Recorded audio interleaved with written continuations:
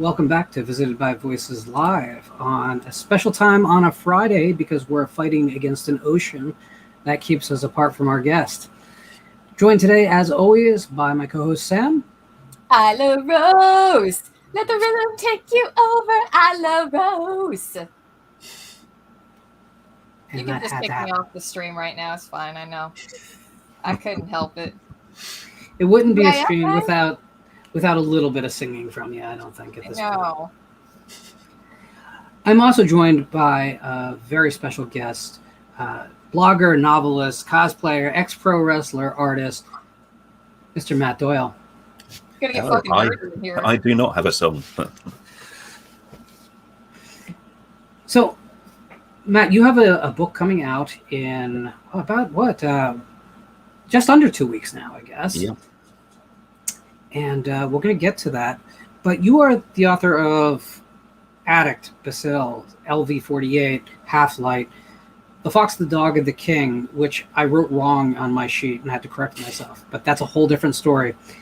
The Shadows of the Past, and Sparkform Chronicles. But the new one coming out on the 7th of September is Iluros. Yes. Did I butcher that or did I get it? No, you got it this time. Ah, well, good. So I won't use it again because now my track record is intact. So you have a career built around science fiction, but certainly your new one is a darker breed. I was fortunate enough to actually read an advanced copy of it. So I'm not sure if you actually knew that, but so we'll get into that in a little bit. I don't want to jump ahead of the conversation, though. We always start in the same place. I'm assuming you have a love for horror? Yeah, absolutely. Absolutely. Love for horror since a very, very young age. So. And that's the first question. How'd you get bit by the horror bug? I think to a point it was kind of always around me because even as a kid, we had like the Ghostbusters cartoon, which I know it's all kid friendly, but it's still, you could still see the horror elements in it. Are you talking real Ghostbusters or the one with the monkey? Stop it. Real Ghostbusters. The only one that matters. Yeah. Hey, Cthulhu made an appearance on the real Ghostbusters. Right, exactly. It was a great show. And then we used to all around my area. We had so many little news agents, and they always ran like a sort of a video rental place out of the back of all of them, and they only ever put posters up in the window for horror. So growing up, I'd see stuff like Candyman 2 and things like that up in the window, and be thinking, "What is this? I really want to know what this is." I think my first proper experience, though, I would have been about 10. My parents had gone out for an evening, and the babysitter was a kid a couple of years older than me. And he would decide he was going to watch A Nightmare on Elm Street and asked if I wanted to watch it with him. So I did. I was absolutely terrified. He set me up to bed and spent the rest of the night intermittently singing the nursery rhyme up the stairs until my parents came home. I did not sleep that night. Not much. But my parents were cool with it anyway, in the end, as it turned out, because they had this thing, they kind of figured that I probably knew the difference between fiction and reality. So they let me watch most things.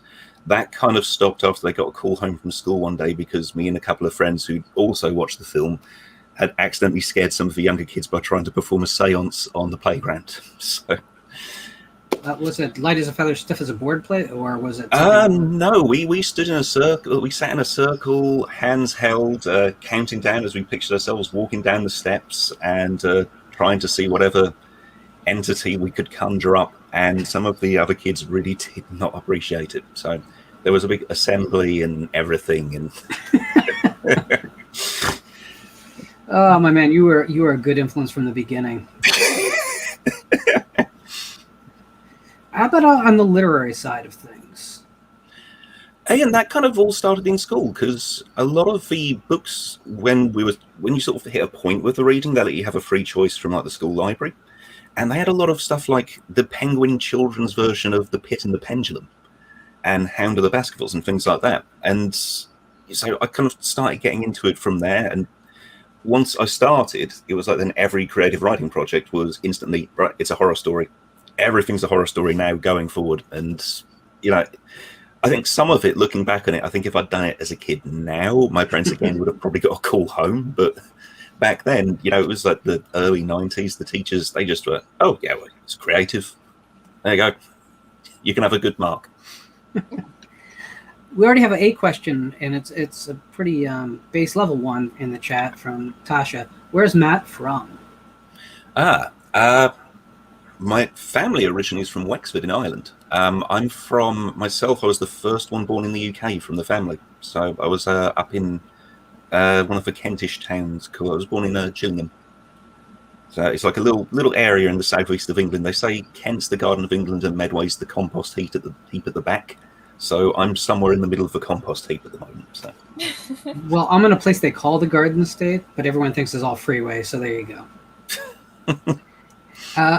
Mike, who's a fellow countryman of yours, says somewhere in England. Lol. Yeah, somewhere indeed. So we all have these experiences, these formative experiences that draw us the horror genre. And it seems like every kid must have these experiences, but some are affected. Some have the genre imprinted upon them. And it seems that once you're imprinted on, as if it was some kind of nasty little spirit that you were trying to conjure in your grade school, you can't get rid of it. It's with you for life. So at what point did you realize this wasn't just, hey, I'm a kid, I like spooky things, but this was something that you wanted to add to the vast canon of the horror genre? When did you realize that? I think it was probably sort of towards the end of my high school years. I'd kind of realized that this had been with me the whole time. And, it had just never stopped. To have everything else that I was enjoying and everything else that kind of stuck with me for a little while. It's the only thing that didn't really go away in terms of enjoyment. There'd always be something in the horror genre for me to dip back into, whether it be something that was new at the time or, jumping back into I suppose not strictly a horror, but I bought a copy of Haxan when they released it on DVD, things like that. And just, seeing what all the horror was like throughout the generations in film, and then started building up the book collections after that. That's awesome. I think we all have this impression of everyone in America, anyway, of everyone from Britain basically just saw an episode of Doctor Who, or they saw Quatermass and the Pit, or maybe if you're a little bit of a different generation, maybe you watched Ghost Watch, and that it affected the entire generation. But I think it's a more broad set of experiences, and that's why I love hearing from people, so that we're not just getting the cliche. Yeah, it's actually, you mentioned Ghost Watch. My housemate saw that when it first came out, and her whole school, they had to do a massive assembly after it to try and calm people down. But it kind of missed my year group, so I had no idea about that until we moved in together. And she said, "Oh, have you ever seen that?" No. And she picked up a DVD copy, and I was like, "Oh, wow." Yeah, I mean, we heard about it having happened in America because of the controversy, but it didn't air here. So for years, there was a bootleg VHS tapes that floated around that were converted over from PAL. So about halfway through the tape, the audio did no longer match the running time. So of course, it was almost like a Japanese dub film. Yep. But that's how a lot of us Americans saw it until finally we got a DVD release of it. I want to think maybe 15 years ago to get a decent copy of the film. So. It took a long time over here as well, because after the controversy, I think the BBC just didn't want to touch that for the longest time, just in case it sparked anything up again. So if any of you don't know, I know we've kind of covered Ghost Watch before. I have a big affinity for it. Ghost Watch was a TV movie of the week, basically, that masqueraded as an actual news broadcast that starred all real news broadcasters. And although they did let people know what was going on, people are, pretty vacant, as the Pistols once sang. So a lot of people thought it was real, and this was basically Paranormal Activity, except presented as a news broadcast live on Halloween night. Yeah. And the presenters all kind of just played themselves as well. That's what made it so good. Like Michael Parkinson didn't really do stuff like that, and Craig Charles was just being Craig Charles from Red Dwarf, so people just kind of bought into it. I think the favourite one I heard was there was a lady tried to sue the BBC for the cost of a pair of jeans because her big tough army boyfriend had seen it and soiled himself and ruined the jeans. So, well, Mr. Pipes will do that to you. Yeah. I mean, looking back now, the ending is pretty over the top. Yeah. So, I mean, I'm not sure it would work now, but what was that, 1990? Yeah, I mean, something around then, yeah. Kind of Britain's War of the Worlds. Pretty amazing. I wish there's more things like that broke down the barriers for people. I think that template, though, it kind of spilled over to all the times when we've had, like, when you see, like, docufiction and fan footage and stuff like that now, because a lot of the fan footage films now I kind of watch, and I really like when it's all subtle and in the background and you're just trying to catch stuff. But by the time it hits the end, it ramps up so much. It really hammers home that what you're watching is fiction. And so I think it's had such a long-lasting effect. But there's still, even over here, there are people who they've never even heard of it. I haven't, but it's on my list now. Oh, it's well worth watching. It's a little bit campy, maybe, compared to what you might see now. But it's still, you could tell how much they cared about doing it. Yeah, and that's, I don't know if we could do that again, in this day and age, because, we have instant access to information, so we'd pretty much be able to find out if it was legit or not. Yeah. But then if say somebody actually went to the effort of pulling it off where it convinced tons of people, then we'd get backlash about it being like, oh, traumatizing or problematic, where it's like, can't have nothing nice. It might be the most profound example of fake news ever. I mean that literally, not politically. So you set off on your career to write, and you have short stories that find their way into print, and then your Cassie Tam series as well, which is the biggest piece of your body of work at this point. That's 6 books, 5 books, 5 books. 5 books. Yeah. So, take us through your career. When did you decide to really take this on as a thing, not just as the back of the head theory? Hey, someday I should write a book. I'd kind of always had that in mind that I wanted to, because I mean, growing up, books were like a huge solace for me. Anytime I was having like a miserable day, or if I was off school sick, just sit home and read a book. I started off with the short stories, and I just got absolutely nowhere. I think the closest I ever came to getting one in print was a place came back and said, we really love this story, but we can't publish it because of this one scene. And if you change that scene, it alters the whole story, irreparably. So we can't do it. And, oh, well, okay. Then eventually I started writing the Sparkful Chronicles. That's, again, I shipped around places and I got a little bit of interest, but nothing really panned out. So I ended up self-publishing that. Started working on a couple of short stories again after that while that was going through, because people seem to be really enjoying it. Even now it's really scrappy compared to what I've done since. It's very much what happens if you just leave me to my own devices with no guiding hand. But people enjoyed it. They said, it was a very different type of story for them. So I started thinking, well, what else can I do in terms of like blending genres and mixing things up? The Cassie Tam files came about, that got signed because of a Twitter pitch contest. I think it was PitMed. So I got approached by 9 Star Press for that, and ended up, they signed the first book. It did okay, so they said, no, we'll happily sign anything else you want to put through to us, just send them through. And that's where it went on from there. But again, they've kind of mixed things up. They were mostly sort of sci-fi, crime noir, but you have like LV48 has like a little bit like vampirism, so it plays into the horror elements a bit, little things like that. For a long time after that, though, it was just trying to push short stories out, because I didn't have an idea I wanted to focus on for the novels until Ilurus popped in, and that actually started as a screenplay before it was a book. So it's just been I've been sort of jumping about here and there. There's always been that sci-fi setting to the books, because I grew up with a lot of sci-fi as well. But I just like mixing things in. I don't like to just stick with the one genre. So my if I was to have to pitch Ilurus, I'd say take Alien, crossbreed it with Jacob's Ladder, and Reality Bites. All right, I'm in. It does.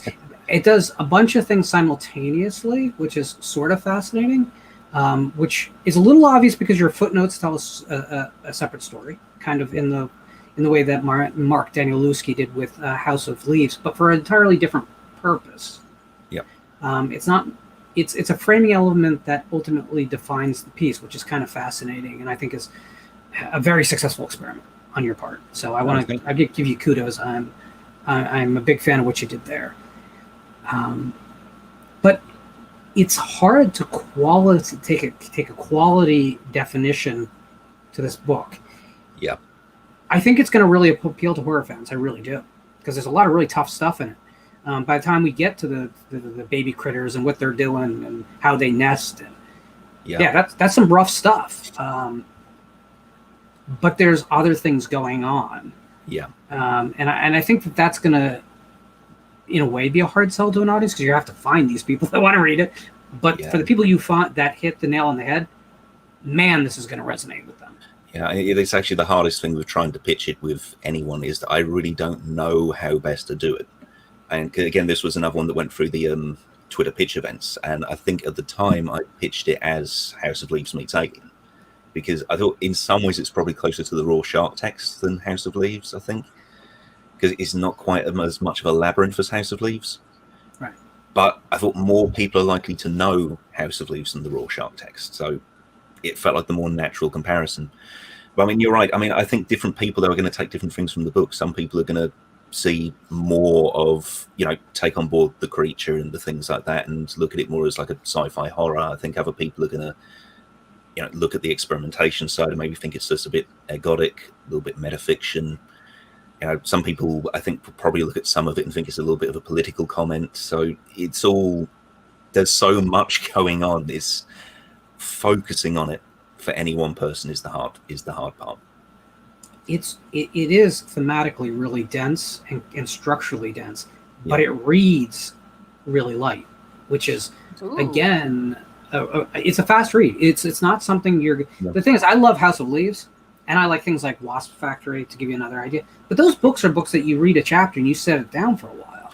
Yeah, that's not what you did here. You did something that is. I hate to use the term page turner, but I mean, I consumed it in 3 fairly short sittings. It kept moving, and I think that is perfect for modern sensibilities too, because a lot of things and you're not a newer writer. I'm not saying I'm not referring to you, but a lot of newer writers I read, because I do read a lot of newer writers.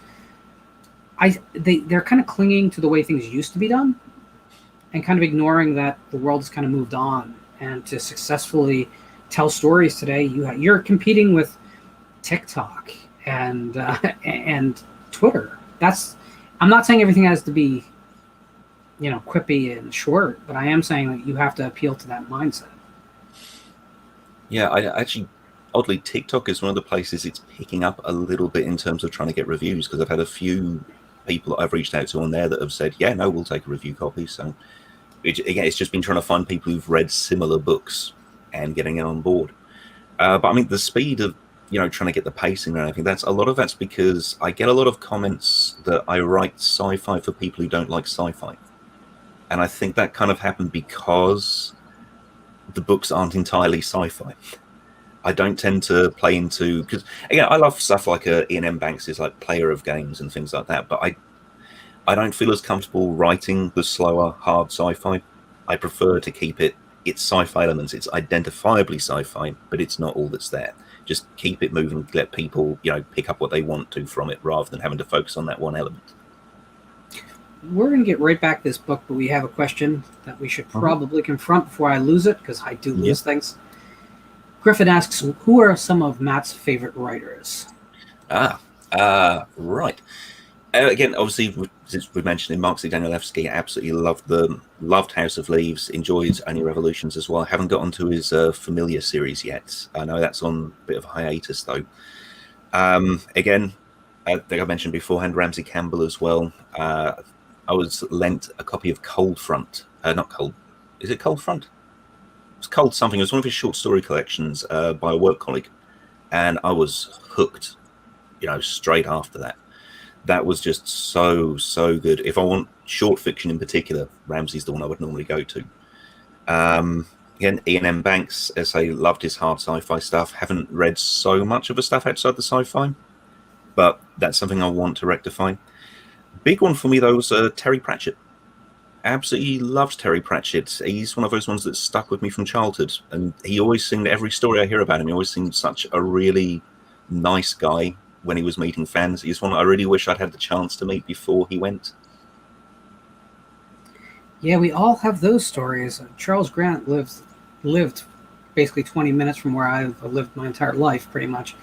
And he did events constantly in local bookstores and stuff, and I never dropped the dime to just do it. And the Shadows anthologies are just, not to mention his actual writing work, but those Shadows anthologies are why I'm here, period. Full stop. More than Stephen King, more than anyone else. And I think a lot of people go to King by default as well, though, when it comes to any horror.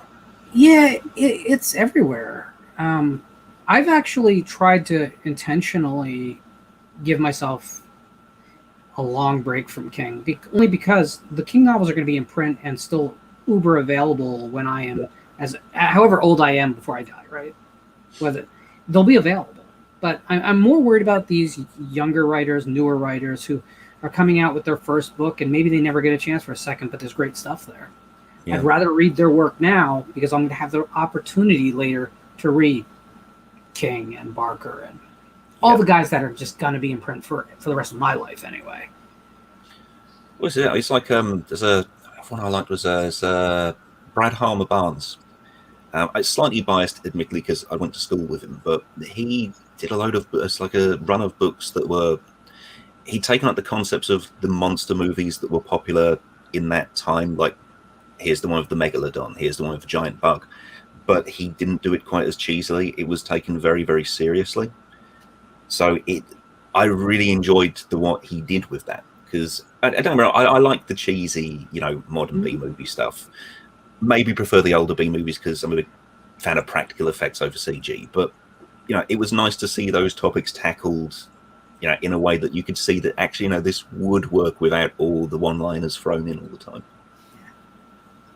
So I had a question about Iluros, since it's not, I haven't read it obviously, but I was looking on your website previously, and it's sort of laying out Iluros as a step-by-step process. And I know you mentioned it being more like ergodic. So is that related? Is there some sort of tie into mathematics at all in this? I'm very curious, and I would just want to pick your brain now. Into mathematics. Only so far as there would be mathematics involved with the real technology that it's based on, because everything in that book, like the mind reading technology, we do actually kind of have, just not to that level. So yeah, I suppose to a point. There's certainly some mathematics involved with the hidden passages, because there are 7 hidden passages in the book, and you do need to use some mathematics to find some of them. So. Ooh, okay. Kind of almost like a choose your own adventure, but you have to work for it? Yeah, kind of. And they alter both endings as well if you find all 7. So. Cool. But yeah, I mean, I've honestly, beyond college, I think that's the only time I've ever heard the word ergodic in my life. So thanks. Are you bringing it back? I don't think it ever left, to be fair. I only really heard it through House of Leaves, so... And then sort of became more aware of it from there, and then people point out, I think some people class, Borgia as part of the ergodic literature. So okay. I think I've got a collection of his work somewhere on one of my shelves. You could argue that Robert Chambers is the beginning of all that with his insane framing elements. So. I just want to get a comment in here, and I'll turn it back over to Sam. Sorry. You're good. Generally T says, Matt's stuff is awesome. If you haven't read his prior works, you will not be disappointed! ! That's true. I really dug earn.ie. I'm sorry if I'm mispronouncing that. No, that's fine. Thank you very much, Jen. Jen's been reviewing my work for quite a while, actually. Earn.ie, that was D's for Demons, isn't it? Yeah, D for Demon, yeah. Yeah. Definitely got the Black Mirror vibes. Yeah, that was cool. That was one of my trunk stories that I kind of, when the topic came up, I thought, no, I can dig that out. I can rework that one. That's been sat there for a while now. So Nice. As far as like Iluros goes, I mean, okay, so it's gonna sound real fucking stupid. Does it have any relation to cats? Because I know an Ilurophile is a cat lover. yes, And because yeah. Ailuros is the Greek equivalent of Bastet. Okay. Nice. All right. Are you an Ilurophile? Because I know me and Lauren are. I do have a. She's not up here at the moment. I have a little black cat called Yoroichi. She's a vicious little thing when it comes to anything other than humans. I'm pretty sure she threw a brick at a dog once. So, Aw. Well, who hasn't thrown a brick at a dog? So. I know, right? Is that Yoroichi from Bleach or Demon it Slayer? is, yeah, because when we picked her up, she looked exactly like Yoroichi's cat form. So we said, right, that's her name then. I haven't seen that dog forever. She's got a love-hate relationship with a husky as well, and the husky really likes Yoroichi, but Yoroichi does not like the husky. So Yeah, Yoroichi is awesome. Just based on that, because it's like that's basically my cat right now, my old man cat. He's 14. We just got a kitten for my mom. I thought, oh, the kitten will keep him spry.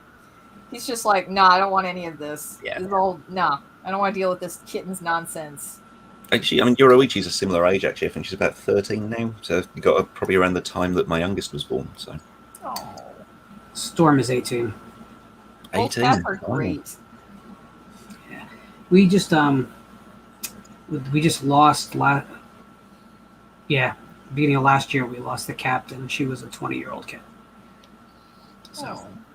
we make sure they last around here. That's not true. We've lost ones. Wear out your cats. Yeah, well. Mike has a question. I really like rural English horror novels. Can Matt recommend any? Rural English horror novels. I'm thinking at least like folk horror, that kind of thing, right? I would imagine so. It's been a long time since I've read one, to be fair. Most of the stuff that I've had come through that I've been reading recently has just been stuff I've been sent to review for the site, so I haven't had a chance to dip into too much of late. So I'm really sorry I don't have a recommendation on that one. Just go back and reread all the MR James stuff. You can't go wrong. Well, yeah, because they used to do the BBC used to do adaptations of all of the M.R. James stuff, didn't they? And the ghost stories. So Every Christmas, right? yeah, every Christmas. Every Christmas for I think it was over 20 years. They just did. Yeah. Trying to think what else.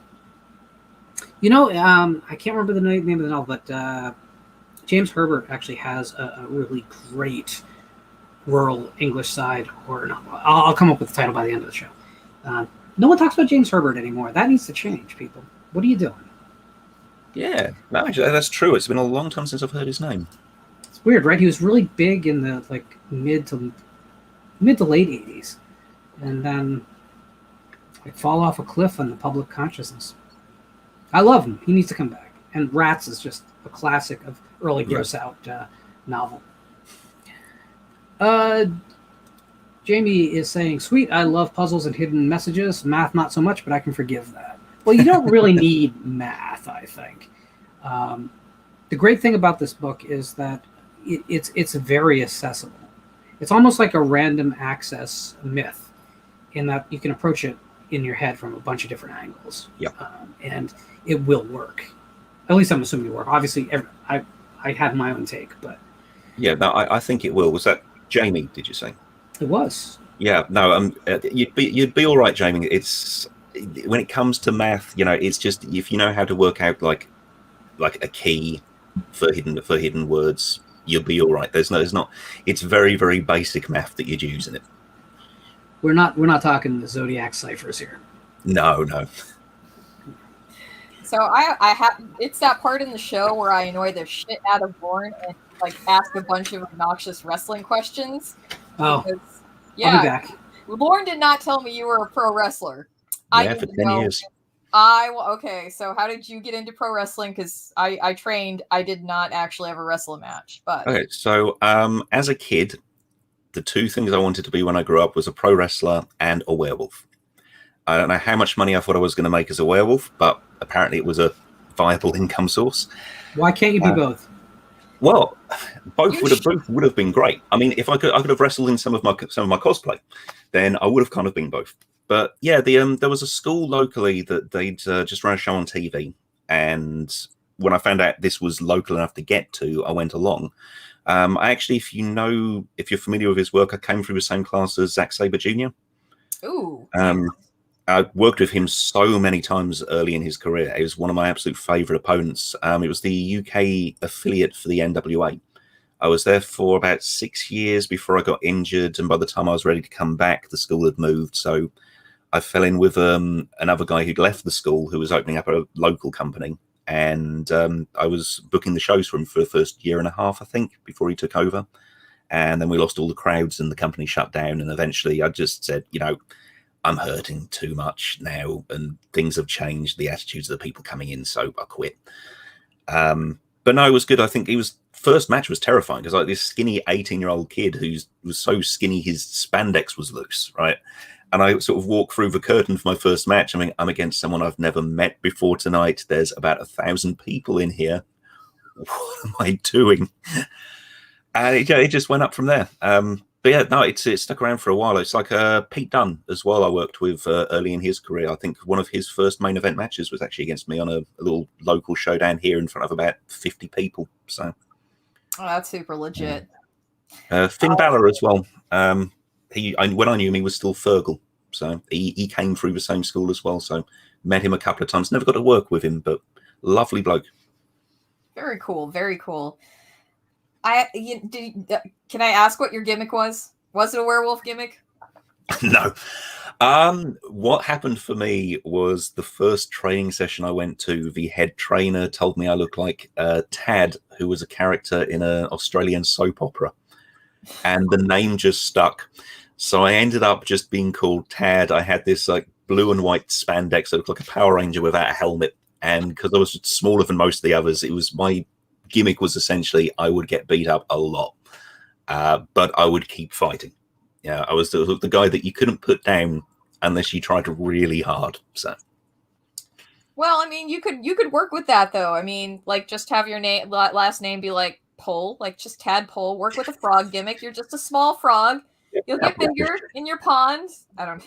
I mean, the later days when I came back from the injury, I took on the surname Tressel because it was the real surname of Zach Stevens from Savatage, and because he wasn't using the surname, so I'm going to use it then. He actually messaged me on Twitter once when he saw that, and I said, "Oh, I'm a Tressel. Are we related?" It's like, no, they had to explain that I'd stolen his name. But yeah, when I was doing that, initially I had a god complex, and then after that, it just.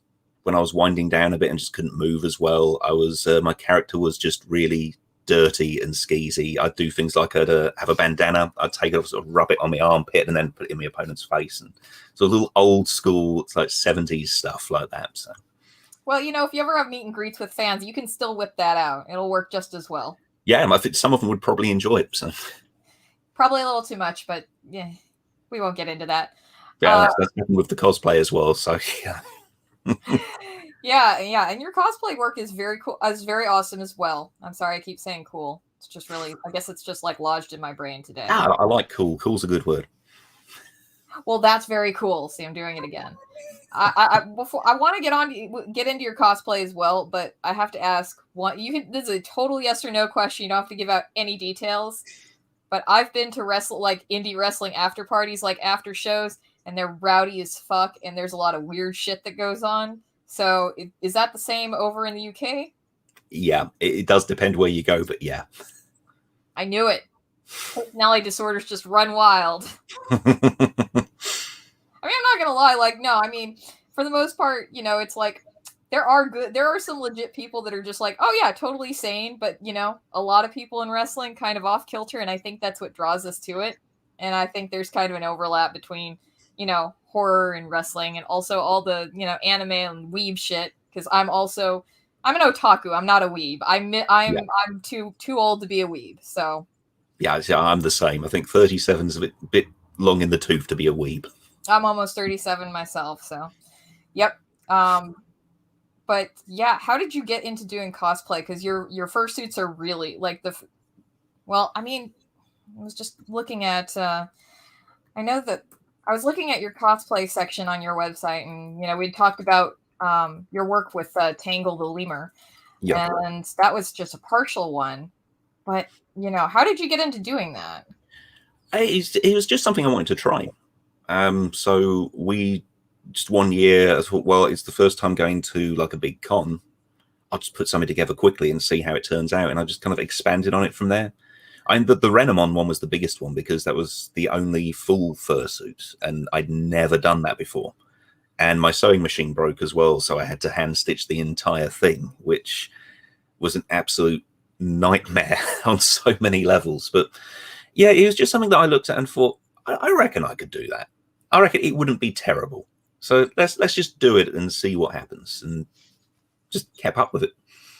Fursuits are fucking serious business, man. They are not cheap to make, from what I know. No. One of my roommates was a furry, so we would hang out sometimes with. He would have other furry friends over, and he was just rocking like the head and then the tail, and for him it was a wolf, and he'd usually do like denim jacket, jeans, but one of his friends had like a full furry leopard suit, and it was like prestige looking. Yeah, it was amazing. So I can't even imagine how much work you had to put in for. I mean, your sewing machine broke, so yeah. I mean, you can obviously there's a lot of work in Renamon. I'll tell you the best one I've seen actually with the fursuits. There's a UK fursuiter called Beauty of the Base, and her fursuit's very sort of horror themed. It's like a twisted sort of Tim Burton type thing, but she has a speaker system built into the suit, so she can use like voice warp pre-recordings and play music through it and all sorts. It's absolutely incredible to watch. I know last year during Halloween she was doing like a COVID safe Halloween for the kids in the local area. So she was like out the front of the house with all the lighting and everything, and then she had the Halloween treat bags over at the side, so they could come up and get the treat bags without having to get too close. It was really awesome. That is adorable. I love that. Did you are you more of Digimon than Pokemon? I like both. I think Pokemon's had consistently better games. Digimon, for me, none of the anime from either run tops Digimon Tamers. I think that was just perfection out of Pokemon and Digimon for me. Yeah, I mean, like, I kind of came of age with Pokemon, and then later on, like, I found out, oh, what's a Digimon? Yeah. And so I kind of dabbled in that for a little bit, but I don't think I made it past the second like original season. Yeah. But there's a point where it's like, I think at least with Pokemon, you get past, okay, you've hit 500 Pokemon, and then they just kept going, and I'm like, I can't. I'm sorry, guys. I love you, but I can't. It's just too much. Do you have a favorite Digimon or Pokemon? Yeah, Digimon, it would have been either Garurumon or Renamon. It would have been strange not saying Renamon given I did the costume. Pokemon, I always liked Charizard, and in more recent ones, probably Zoroark. What the? I don't even know what that is. Zoroark, it's the Illusion Fox Pokemon. So. Oh man, God, I see. This is how far out of like I haven't. The last thing I dabbled in that was Pokemon related is Pokemon Go. It's really embarrassing, but I still really enjoy like that brief moment in time in 2016 when Pokemon Go came out, and then the world was like united, and everybody was happy with each other. Kind of like we had that briefly also when Tiger King came out. Like that was, everybody was in agreement. Oh, this is great. And then it kind of like, goes away. Did you have the thing over there with Pokemon Go that we had over here where people were sort of wandering onto highly restricted areas to try and catch Pokemon? Okay, well, I don't think I have any personal anecdotes about that specifically. I pretty much just, walked around my apartment complex at the time. But here's the thing. So, like, okay, so my ex, who's also a wrestler, because of course he's also a fucking weeb.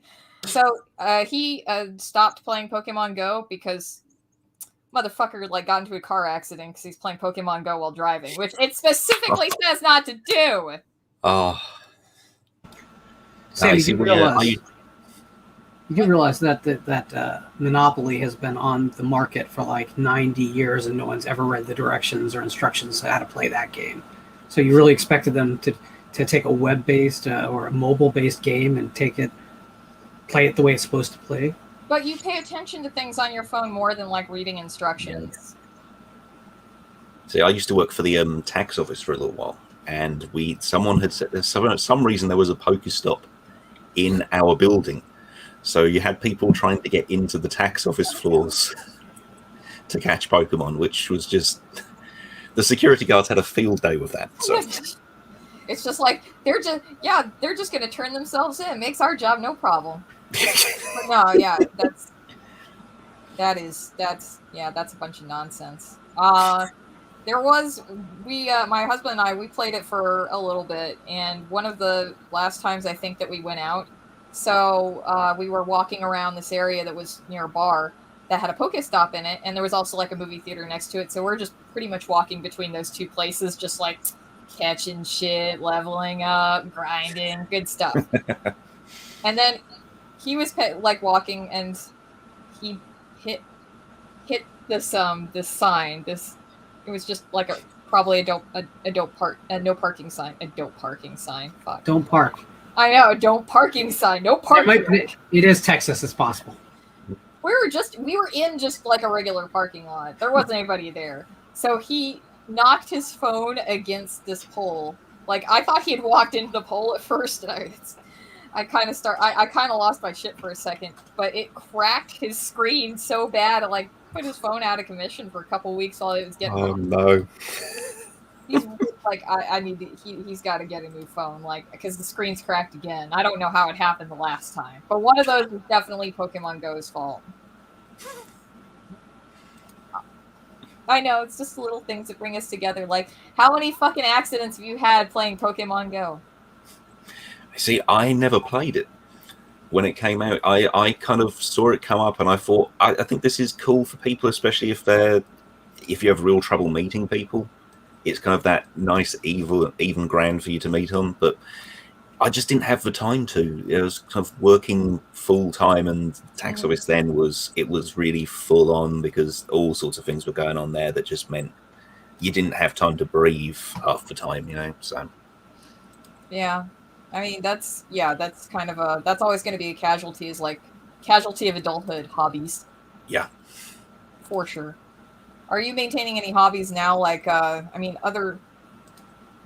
still like watching any wrestling? Are you still, in like watching any anime? Yeah, I am. I get to watch less that I've picked to watch myself. I get most of it comes through as like review discs for the website. So I get a lot of stuff in that I wouldn't have otherwise picked up, which is nice. But some of it is utter dross, but it's give and take. So I keep up with that to a point. I keep up with the gaming as well, but again, part of that is stuff that comes through for review. So I get kind of less choice than I used to, but get to keep up with the hobby. So. Yeah, that's still nice though. Yeah.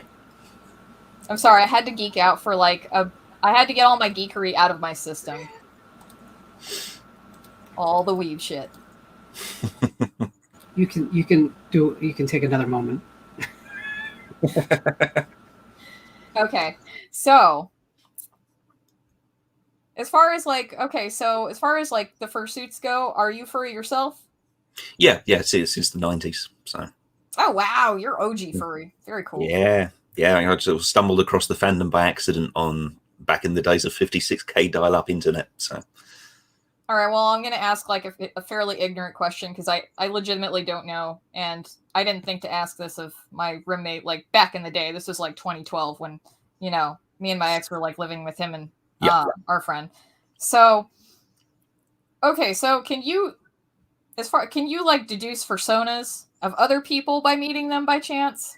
I know it's not an aura, but I feel like it might be a vibe. I don't have much luck with that, but okay. There are people who do, who can kind of just figure it out based on people's personality. Because you do find, I think, some people gravitate automatically to foxes or wolves, or they tend to be the most common ones. You could probably take a stab in the dark and say fox or wolf for most men, at least, and you'd probably be right. So, okay. I'll keep that in my back pocket next time I'm at an anime convention. Because we have one down here in Texas, San Japan. They do like Labor Day weekend, and I really want to go, but they're only doing 3-day passes, and I kind of just want to go one day.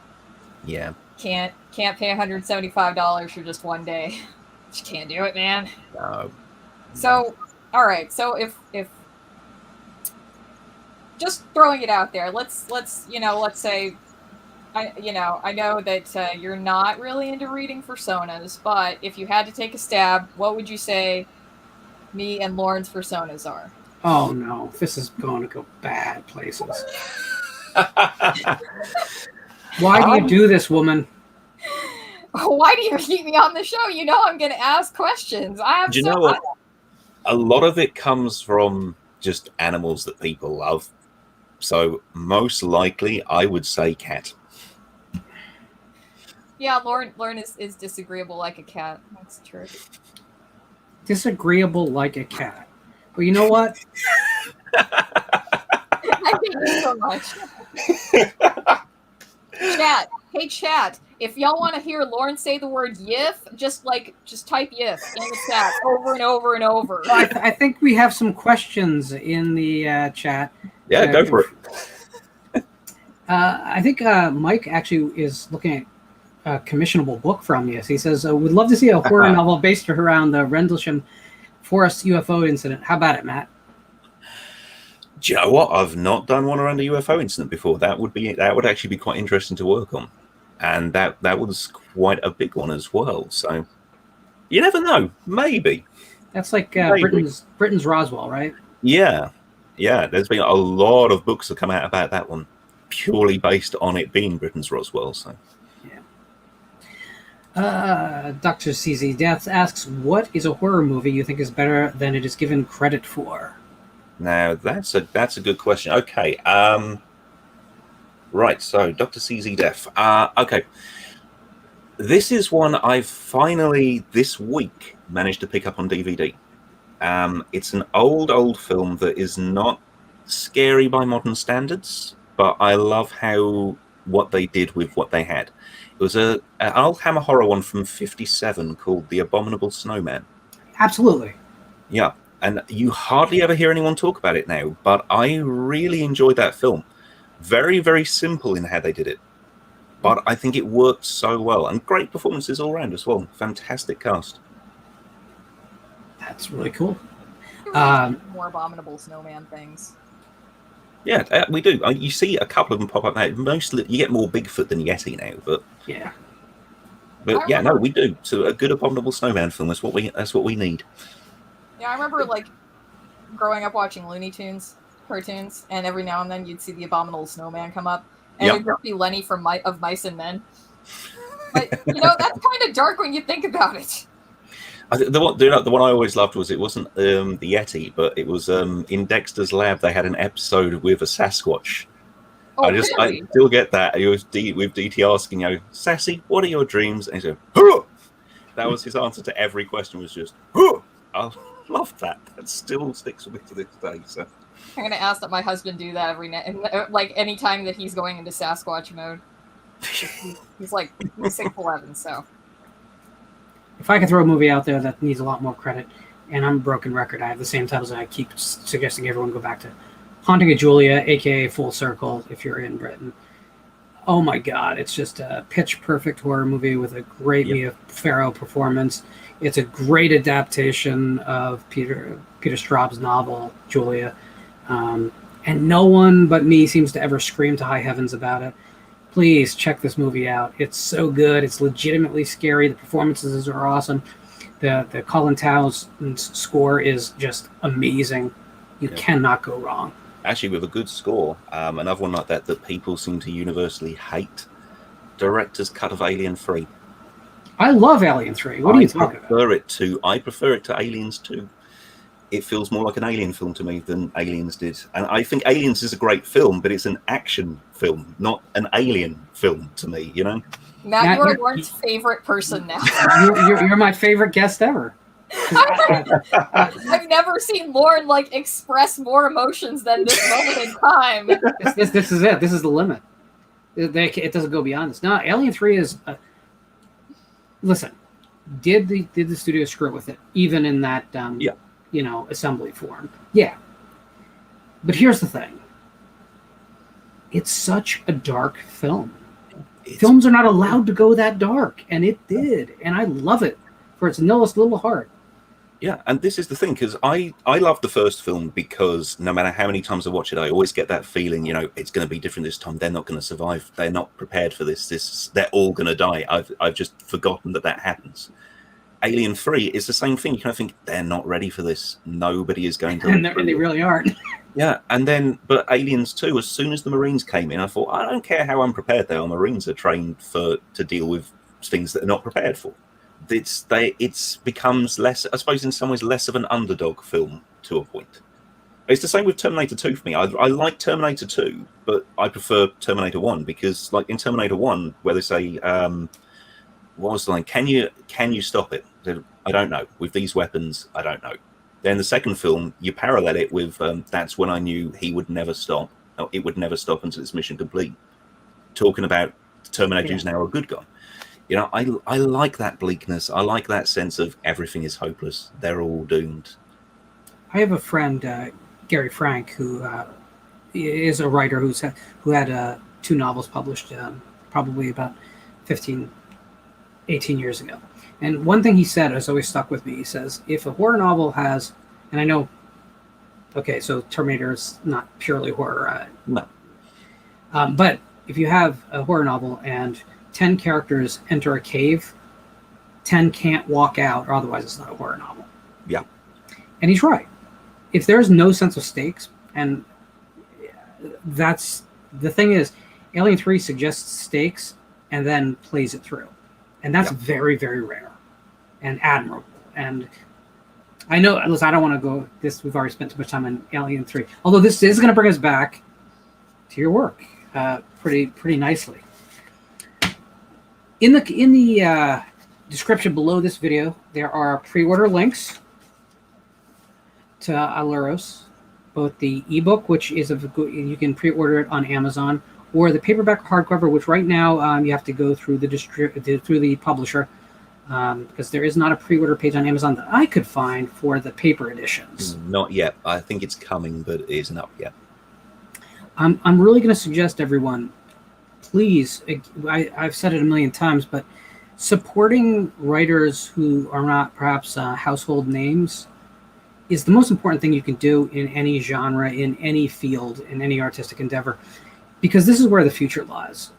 All your favorite writers that you keep going back to, it's great to have them. They're going to be around. They're never going to notice when you order one of their books. Matt is literally going to notice your sale. Every sale.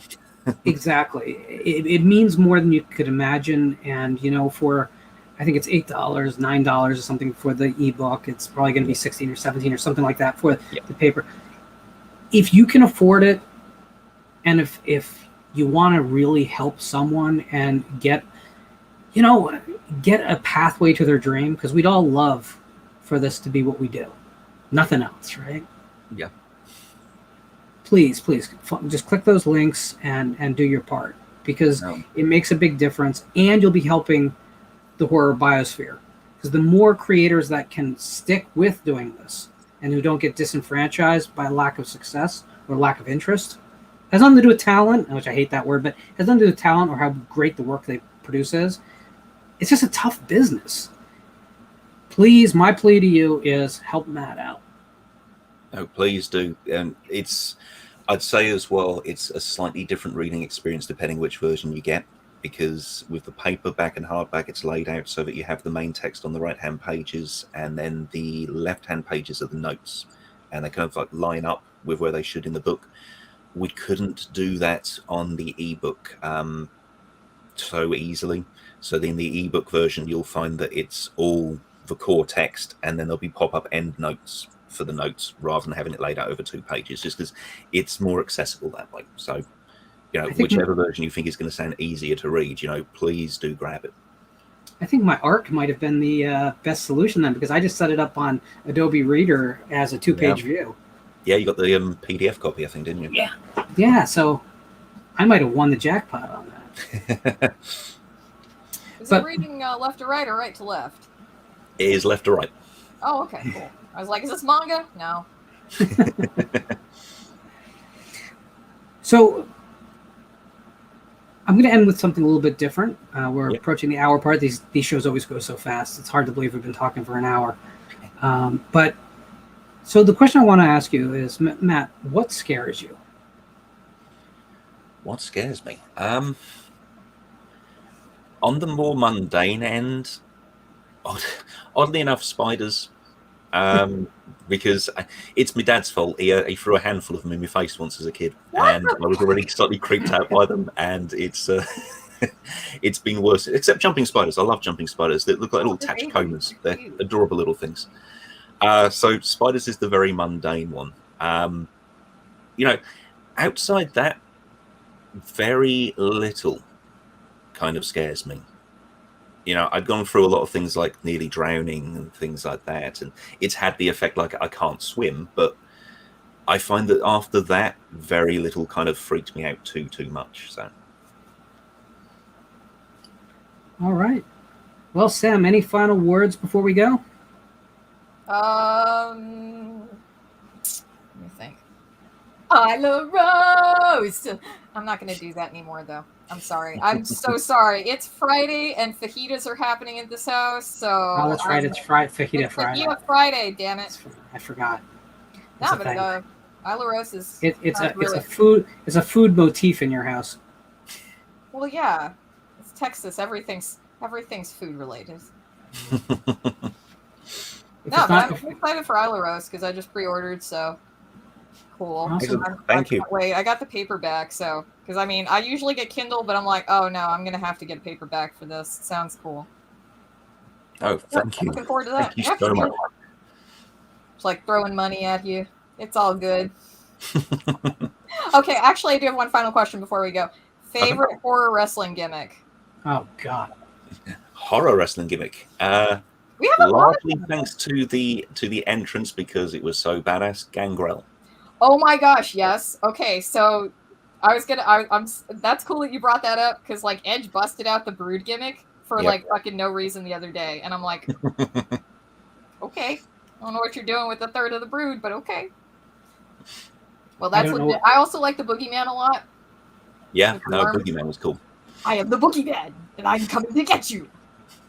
With all the worms in his mouth. Yes. See, this is what you're missing, Warren. So fucking It's like cool. you guys are talking a completely different language. I need a Rosetta Stone course to understand all this. Anyway, the guy that worked with worms in his mouth pretending to hit someone. I mean, it's fun. Cool. So, Matt, final words for the audience. Thank you everyone who's turned up to watch and who's going to turn up and watch on once this goes up and it isn't live as well. All the questions again, thank you, and please order the book. Or if not, order one of my others. There's a whole lot of them out there now. So for every pre-order that Matt gets, Lauren will say "yif." There's always a condition. All right, guys, we are back on Tuesday with a community show where everyone's invited, as long as you have your webcam and microphone turned on to the stream, to come on and chat with us about anything you'd like, as long as it's something we agree with. No, I'm kidding. We'll talk about almost anything. Please, no more wrestling. It is going to be a show where I already know that there are a lot of people intending to show up, so I would suggest to get to the link early. I'll put it up about 10 minutes before showtime. I'd suggest get in the queue because it is probably going to get packed. And again, just keep those webcams on because I'm not letting you in if I don't see who you are because I don't want this channel to be canceled for pornography. Thanks. In the meantime, everyone, have a great night.